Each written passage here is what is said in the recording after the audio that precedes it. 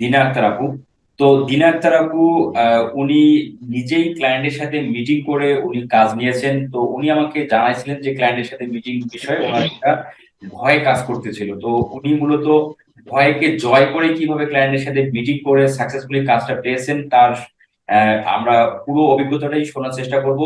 সেই সাথে হচ্ছে মিটিংটা সম্পূর্ণ করতে ওনার কোন কোন বিষয়গুলো ভয় ছিল এবং সেটা কিভাবে উনি এই এই পুরো বিষয়টাকে পরাজয় বরণ করে মানে সেই ভয়টাকে পরাজয় বরণ করে উনি সাকসেসফুলি ক্লায়েন্টের সাথে মিটিং করলো, সেই বিষয়টা আমরা জানার চেষ্টা করবো। কারণ হচ্ছে আমরা অনেকেই আমরা নিজের ইংলিশে ভালো গুছিয়ে কথা বলতে পারি না, বা ইংলিশে বাইরের সাথে কি বলবো, বা মানে ইংলিশ ভালো বলতে পারি না, অনেক ইংলিশ ভালো জানি না।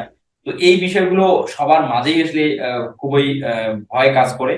তো এই ভয়টাকে কিভাবে উনি জয় করে ক্লায়েন্টের কাজটা সাকসেসফুলি পেলেন, আমরা সেই বিষয়টা সবাই আমরা